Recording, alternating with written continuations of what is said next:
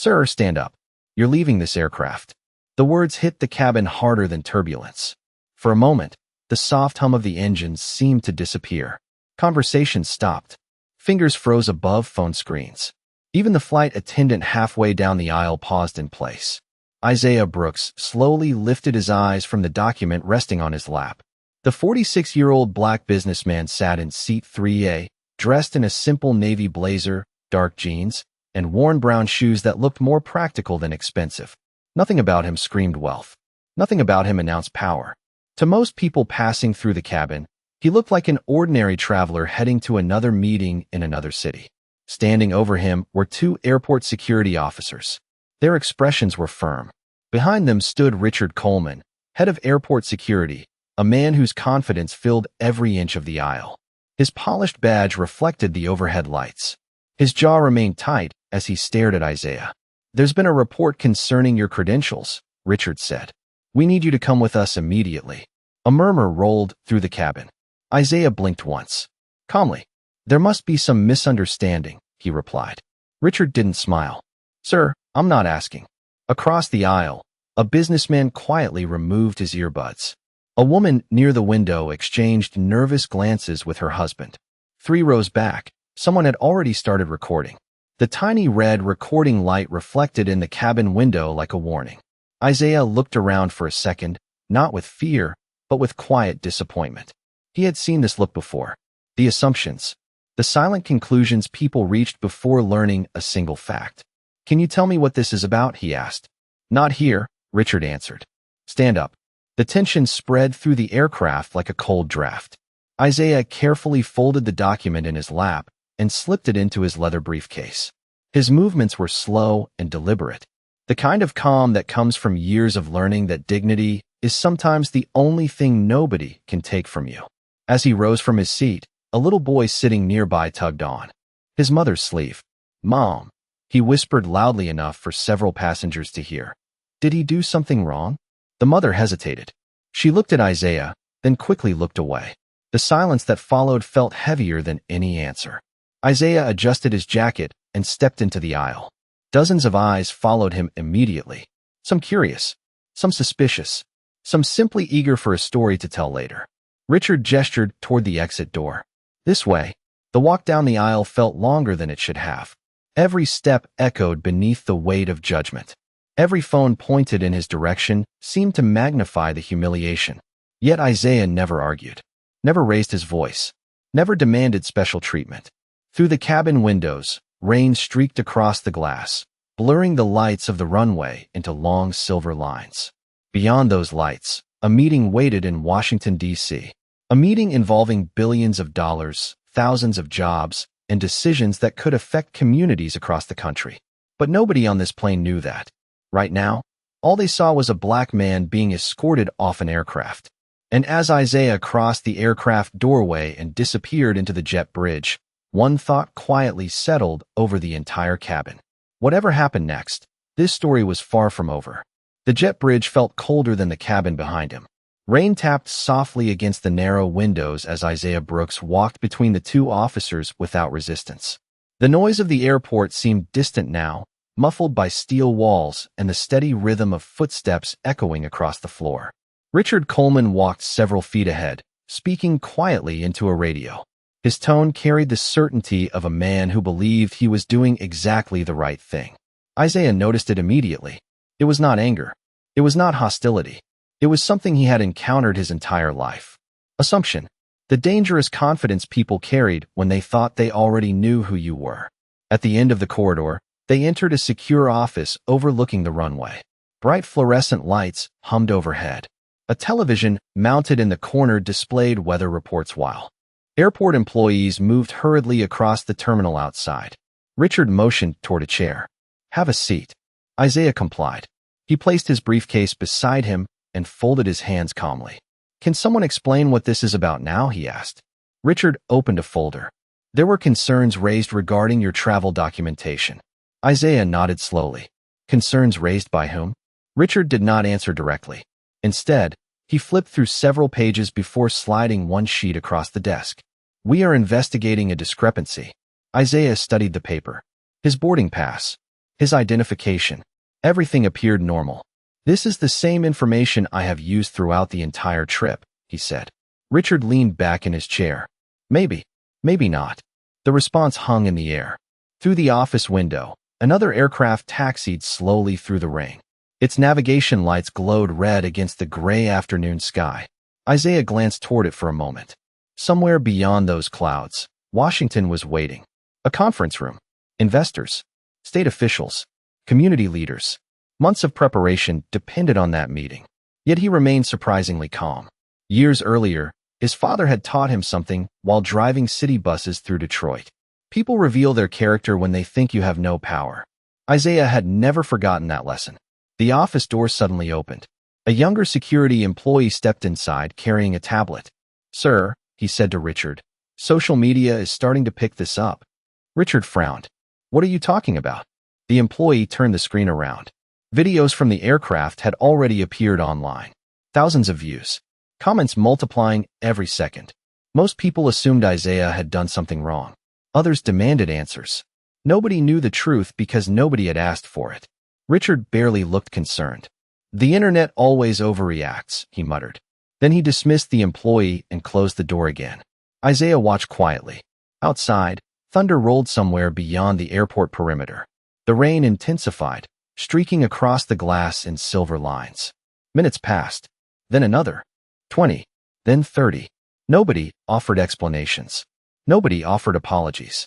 The clock on the wall ticked steadily forward while Isaiah's scheduled departure time came and went. Finally, he looked at Richard. "You realize I am missing an important meeting." Richard shrugged. "Lots of people miss meetings." Isaiah held his gaze. "This one affects more people than you think." For the first time, Richard hesitated. Only for a second. Then his confidence returned. "I'm sure it can wait." Isaiah looked toward the rain-covered runway once more. Somewhere deep inside, he knew that before this day was over, everyone in this building would wish they had asked one simple question before making their decision. The clock on the wall showed that more than an hour had passed since the aircraft departed without him. Isaiah Brooks sat quietly beneath the pale fluorescent lights while the storm outside continued to darken the afternoon sky. The office felt smaller now. The air felt heavier. Yet the only person who seemed comfortable was Richard Coleman. He remained convinced that time was on his side. He stood near the window with a paper cup of coffee, watching ground crews move through the rain. "You know," Richard said casually, "most people start getting nervous by now." Isaiah looked up. "About what?" Richard shrugged. "Missing flights. Missing appointments. Explaining themselves." Isaiah offered a faint smile. "That depends on whether someone has something to hide." Richard turned toward him. "And do you?" The question lingered between them. Isaiah simply folded his hands again. The answer seemed to frustrate Richard more than any argument could have. Silence filled the room until the office door opened once more. This time it was a woman carrying a tablet and several printed reports. Her name badge identified her as Emily Dawson, Director of Airport Operations.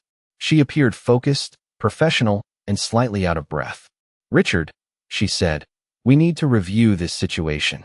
Richard immediately straightened. "There is nothing to review. We are handling it." Emily glanced toward Isaiah before looking back at Richard. "The videos are spreading faster than expected." She placed the reports on the desk. "Several news outlets are already asking questions." Richard rolled his eyes. "The media loves drama." Emily did not smile. "The problem is that nobody can explain what happened." Richard pointed toward Isaiah. "We received a report. We followed procedure." Emily studied the paperwork. Her expression slowly tightened. "What report?" Richard hesitated for the first time. "An anonymous tip." "Anonymous?" Emily asked. "Yes." "And what evidence supported it?" Richard opened the folder. Pages shuffled. His confidence seemed to shrink slightly with every document he reviewed. Emily waited patiently. "Richard." He finally cleared his throat.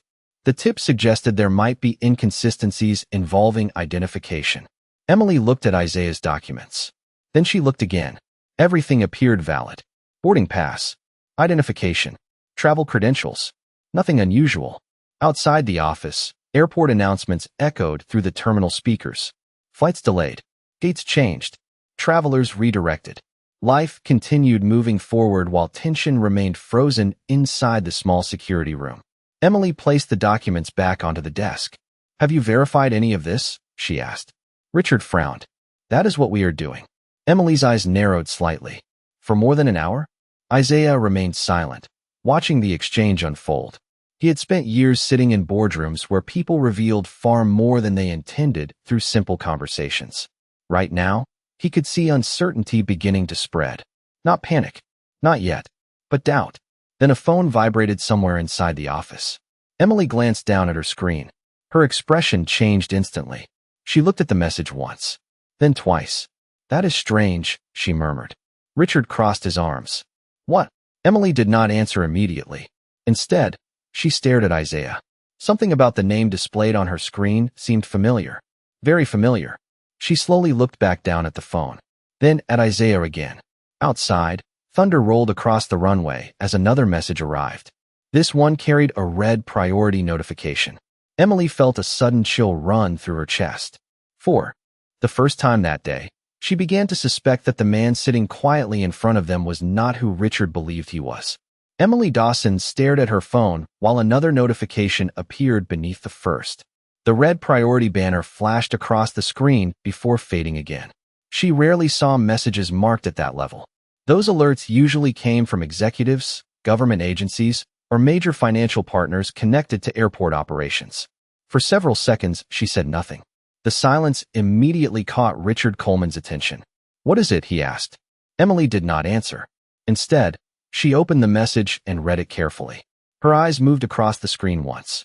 Then a second time. A faint crease formed between her eyebrows. Across the room, Isaiah Brooks remained seated exactly as before. Calm. Patient. Watching the rain crawl down the glass outside. If he noticed the shift in Emily's expression, he gave no sign of it. Another notification appeared. This time it was an incoming call. Emily declined it automatically. A moment later, a voicemail alert followed.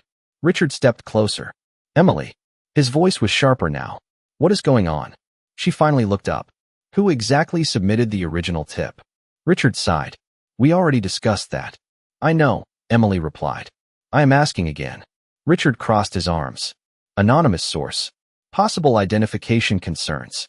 We followed protocol. Emily lowered her phone slowly. Do you realize how weak that sounds? Richard's jaw tightened. The challenge in her tone was impossible to miss. Outside the office, a baggage vehicle rolled across the wet tarmac, its yellow beacon flashing through the rain. The light reflected briefly across the office walls before disappearing. Emily turned toward Isaiah. Mr. Brooks, she said carefully, what was the purpose of your trip today? Richard immediately interrupted. That is irrelevant. Actually, Emily said, never taking her eyes off Isaiah, I think it might be very relevant. Isaiah studied her for a moment. Then he answered calmly. I was scheduled to attend a funding conference in Washington. Richard laughed quietly. A funding conference? Isaiah nodded. That is correct. Richard looked unconvinced. Emily remained focused. What kind of funding? Before Isaiah could answer, another call appeared on her phone. This time she recognized the number instantly. Her stomach tightened. The call was coming directly from the office of the airport authority chairman. That almost never happened. She accepted the call and stepped several feet away. Richard watched her. Seconds passed. Then 20. Then 30. Emily listened without speaking. The color gradually drained from her face. Yes, sir, she finally said. He is here. A pause. No, sir. Another pause. Emily glanced toward Isaiah.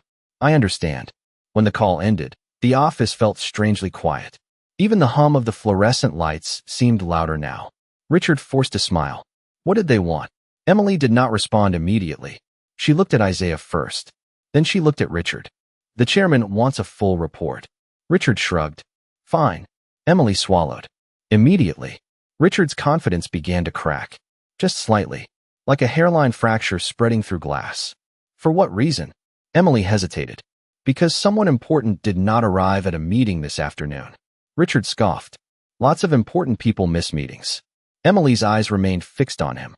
Not this one. Thunder rumbled beyond the airport as rain continued to strike the windows.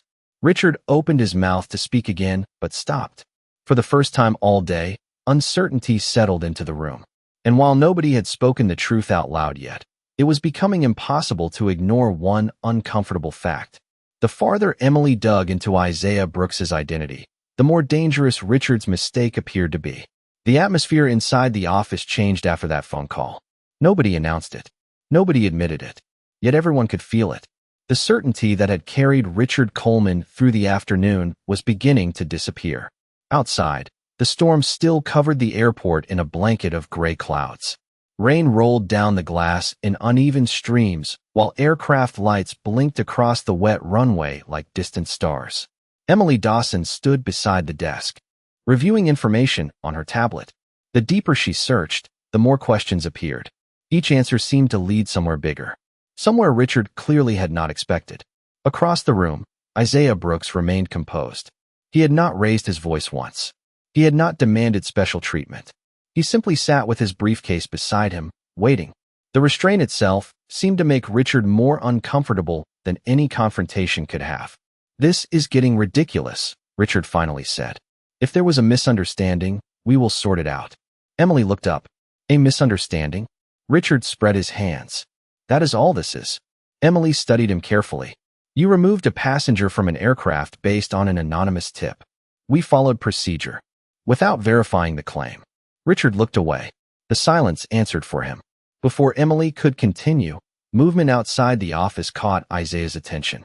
Through the glass wall facing the terminal corridor, he noticed an elderly janitor slowly pushing a cleaning cart. The man appeared tired.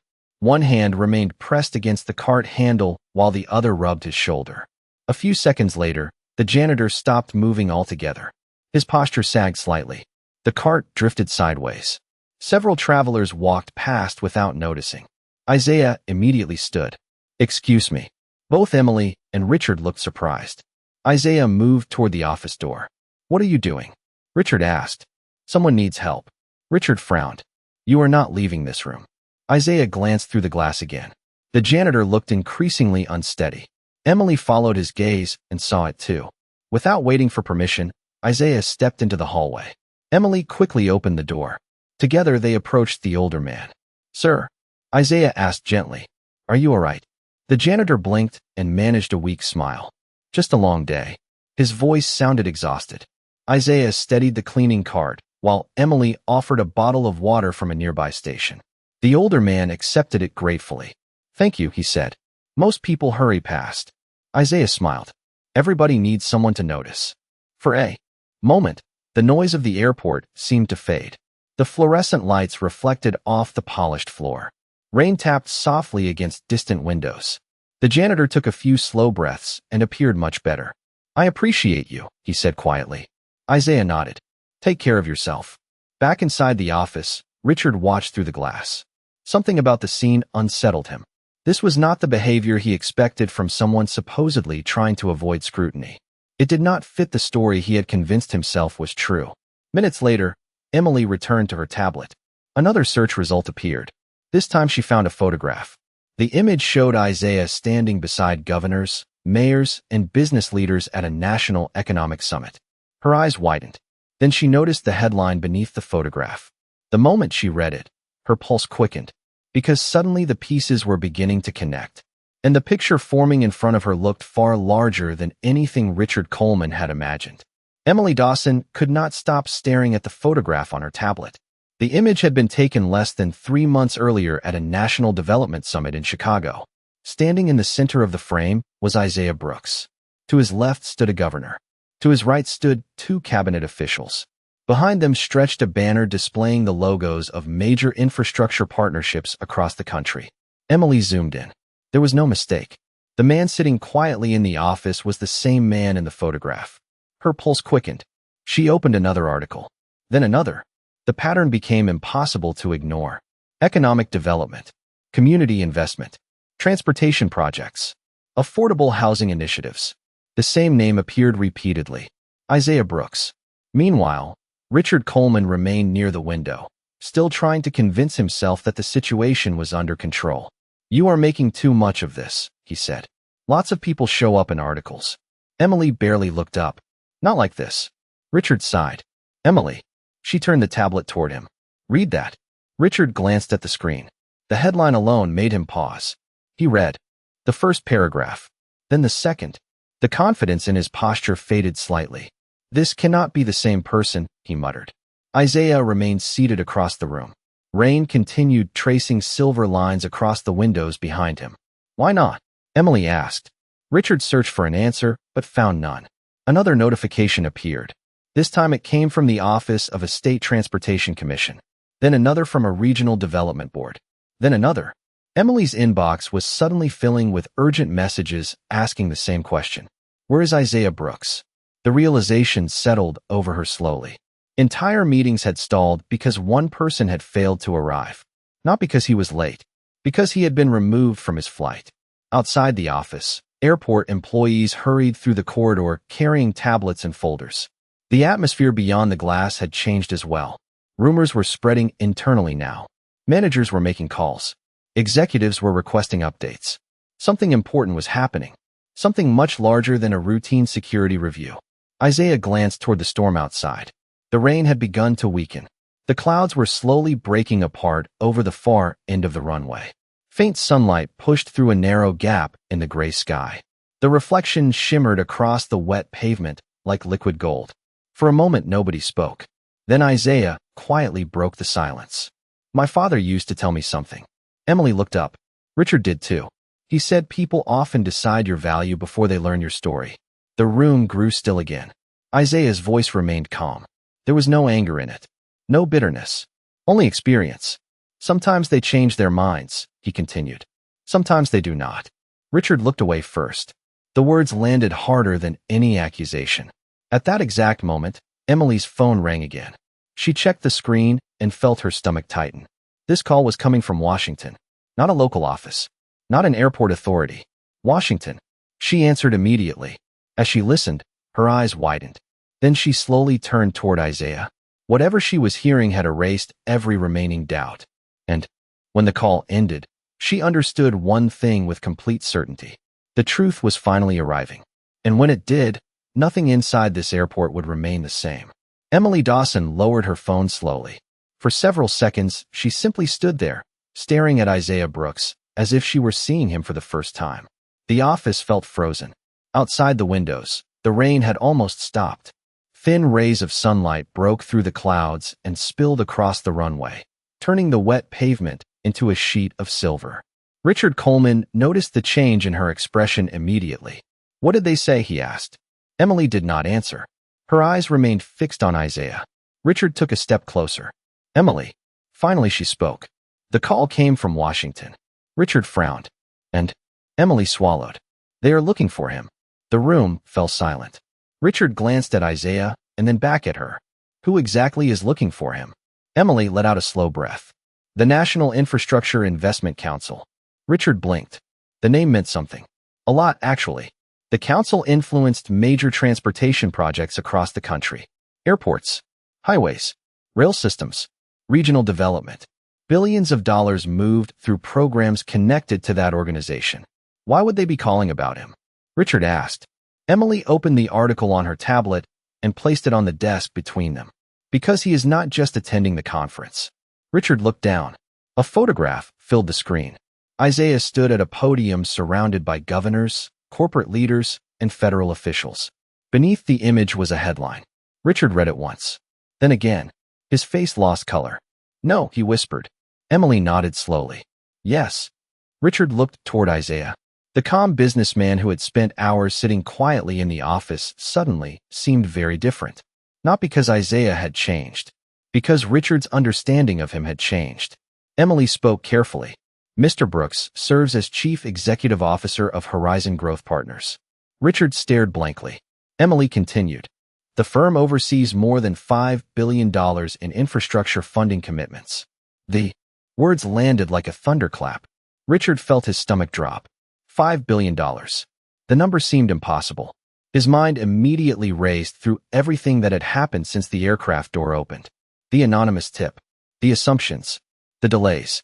The public removal from the flight. The videos spreading online. Every decision suddenly looked worse than the one before it. Isaiah remained seated, his expression unchanged. He had not corrected anyone. He had not announced his position. He had not demanded recognition. Richard struggled to find words. "Why did you not tell us?" Isaiah looked at him calmly. You never asked. The answer cut deeper than any accusation. Emily's phone rang again. This time several phones rang at once. Calls were flooding into the airport. Executives wanted updates. Officials wanted explanations. Investors wanted answers. The conference in Washington had been delayed. Entire schedules had shifted because one person had failed to arrive. Richard stared at Isaiah as the truth settled fully into place. The man he had dismissed as unimportant was actually one of the most influential people connected to the airport's future. And for the first time all day, Richard Coleman understood the size of the mistake he had made. The phones did not stop ringing. Every few seconds another call arrived. Managers entered the corridor outside the office. Executives gathered near the glass walls, speaking in hushed voices. The atmosphere had transformed completely. Only hours earlier, nobody had recognized Isaiah Brooks. Now people were searching his name, reading articles, reviewing reports, and trying to understand how such a mistake had happened. Inside the office, the fluorescent lights still hummed softly overhead, but the balance of power had shifted so dramatically that even the room felt different. Richard Coleman stood motionless beside the desk. The confidence that had defined him throughout the day was gone. In its place was something far less comfortable. Regret. Emily Dawson looked between the two men. She knew what needed to happen next. Mr. Brooks, she said carefully, on behalf of the airport, I want to apologize for what happened today. Isaiah nodded politely, but said nothing. Emily continued. This should never have occurred. The sincerity in her voice was impossible to miss. Richard lowered his eyes. For a long moment, he stared at the floor. Then he finally stepped forward. The movement alone surprised everyone. Richard was not a man known for admitting mistakes. Yet there was no avoiding the truth now. Mr. Brooks, he began quietly, I owe you an apology as well. Isaiah looked at him calmly. Richard swallowed. I made assumptions. I believed information that should have been verified. I allowed those assumptions to influence my judgment. The words came slowly, as though each one weighed more than the last. I was wrong. Silence followed. Beyond the windows, the storm had finally passed. Sunlight poured across the runway, reflecting from pools of rainwater left behind by the afternoon weather. The airport looked brighter now, cleaner somehow. Isaiah listened without interruption. Richard continued. If there is anything I can do to make this right, I will do it. Several executives standing outside the office watched through the glass. They expected anger. They expected demands. Some probably expected consequences. Instead, Isaiah leaned back in his chair and folded his hands. Do you know what the real problem was today? Richard hesitated. My mistake. Isaiah shook his head gently. No, the answer surprised everyone. The real problem is that this happens to people who do not have $5 billion connected to their names. The room fell silent. Richard looked at him carefully. Isaiah's voice remained calm. Most people who are judged unfairly do not have reporters calling. They do not have executives searching for them. They do not have influence. Emily felt a chill run through her chest. Isaiah continued. What happened today matters because it reveals something bigger than one mistake. Nobody spoke. Nobody moved. The truth hung in the air heavier than any accusation ever could. Finally, Richard nodded. Slowly. I understand. For the first time all day, it sounded like he actually did. Isaiah glanced toward the window where sunlight now stretched across the airport grounds. Then use this as an opportunity, he said quietly. Make sure the next person is treated with dignity before anyone knows their title. Richard lowered his head. There was nothing left to argue. Nothing left to defend. Because in that moment he realized that the most powerful person in the room was not the man with authority. It was the man who had every reason to seek revenge and chose wisdom instead. An hour later, the airport looked completely different. The storm was gone.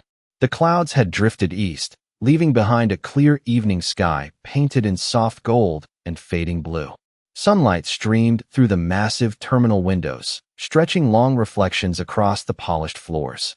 Travelers moved through the concourses carrying bags, checking departures, and chasing connections, unaware of the lesson that had unfolded behind one office door. Isaiah Brooks stood near Gate 14 with his briefcase resting beside him. Arrangements had been made for a new flight to Washington. The conference had been delayed just long enough for him to arrive. Around him, airport employees walked with renewed purpose. Several nodded respectfully as they passed. Some recognized him now. Others simply knew he was important. Yet Isaiah responded to each greeting the same way he always had, with a quiet smile and simple courtesy. A few yards away, Emily Dawson approached carrying a folder. "Everything has been finalized," she said. "Your transportation from the airport in Washington is already arranged." Isaiah accepted the folder. "Thank you." Emily hesitated before speaking again. "There is one more thing." She handed him a document outlining a new airport initiative. Mandatory training focused on bias awareness, customer dignity, and professional accountability. The program would be implemented throughout airport operations. Isaiah read the first page and nodded. "This is a good start." Emily smiled. "It was your idea." Isaiah looked out the window toward the runway. "No," he said softly. "It was an opportunity." Behind them, footsteps approached. Richard Coleman stopped several feet away. He looked different now. Not weaker, not defeated, simply humbled. The kind of change that comes when a person finally sees something they were blind to before. "Mr. Brooks," he said. Isaiah turned. Richard extended a hand. "Thank you." Isaiah shook it. "For what?" Richard glanced toward the terminal filled with strangers moving through their day. "For giving me the chance to learn instead of just paying for my mistake." Isaiah released his hand and looked through the crowd. "Make sure the lesson lasts longer than the apology." Richard nodded. "It will." Moments later, boarding began. Passengers lined up quietly as gate agents scanned tickets. Isaiah picked up his briefcase and joined the line. No special treatment. No announcement. No grand recognition. Just another traveler preparing for a flight. As he reached the aircraft door, he paused for a second and looked back through the terminal windows. The same airport. The same runway. The same place where people had judged him before knowing his story. Yet something had changed. Not because they discovered he controlled billions of dollars. Not because of headlines, meetings, or influence. Something changed because a moment of unfairness had become a moment of understanding. Isaiah stepped onto the aircraft and disappeared into the cabin. The door closed. Outside, evening sunlight reflected across the wings as the plane slowly pushed back from the gate. Richard stood near the window watching it move. He remembered the little boy on the first flight asking whether Isaiah had done something wrong. At the time, nobody knew the answer. Now he did. Isaiah had done nothing wrong at all. The aircraft turned toward the runway and accelerated into the fading light.